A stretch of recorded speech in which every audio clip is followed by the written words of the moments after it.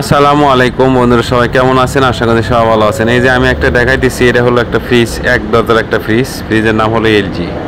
তো ফ্রিজের যে কম্প্রেসার ছিল সেই কম্প্রেসারটা নষ্ট হয়ে গেছে। তো কম্প্রেসারটা আমি খুলছি আর কি। খোলার পরে এই যে আরেকটা কম্প্রেসার ছিল আমার কাছে, কম্প্রেসারটাও পুরাতন, কিন্তু তারপরে কম্প্রেসারটা ঠিক আছে। তো এই কম্প্রেসারে সব কিছুই পাইপ আমি লাগিয়ে নিয়েছি। এখন এই পাইপগুলোকে ঝালাই করব। এই পাইপগুলোকে ঝালাই করে নিব। ঝালাই করে নেওয়ার পরে এই পাইপগুলোকে আবারও একটু ঠান্ডা হওয়ার জন্য অপেক্ষা করতে হবে, তারপরে এই যে গ্যাস দিতে হবে।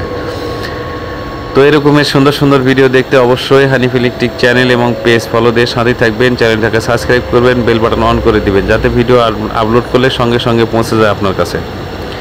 তো কে কোথায় থেকে দেখতেছেন অবশ্যই কমেন্টের মাধ্যমে বলবেন। আপনারা কী রকমের ভিডিও দেখতে চান অবশ্যই বলবেন, আমি সে ধরনের ভিডিও আপনাদের মাঝে তুলে ধরার চেষ্টা করব ইনশাল্লাহ।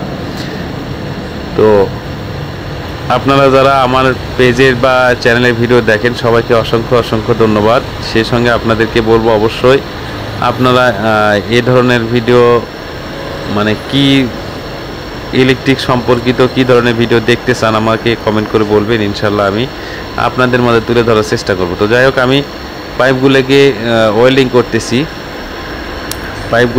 করতেছি যেহেতু এক কম্প্রেসার খুলে আরেক কম্প্রেসার লাগাইছি, সেহেতু পাইপগুলোকে সুন্দর করে ওয়েল্ডিং করতে হবে যাতে ফুটা না থাকে। যদি ফুটা থাকে তাহলে আবারও গ্যাস বাইর হয়ে চলে যাবে।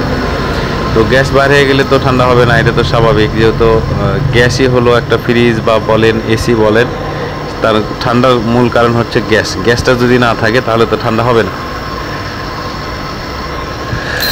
তো যাই হোক, আমি এটাকে ঝালাই করে নিলাম।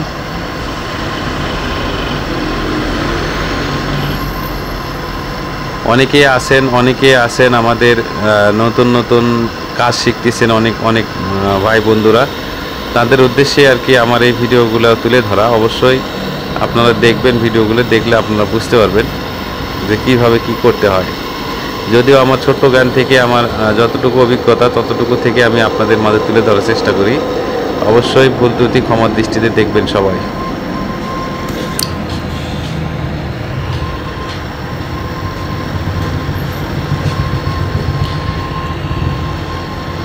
তো যে দেখেন প্রেশার পাইপ যেটা, সেটা হলো একটু চালু করছিলাম, যার কারণে ভিতরে হাওয়া আছে, সে যার কারণে ফরত করে হইতেছে আর কি, আগুন ধরতেছে।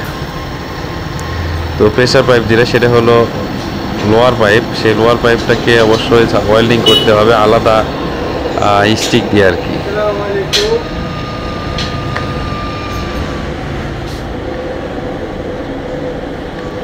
তো যাই হোক, সব মিলিয়ে কেমন লাগলো অবশ্যই কমেন্টের মাধ্যমে বলবেন সবাই। ইনশাল্লাহ ভালো থাকবেন, দেখা হবে অন্য কোনো ভিডিওতে।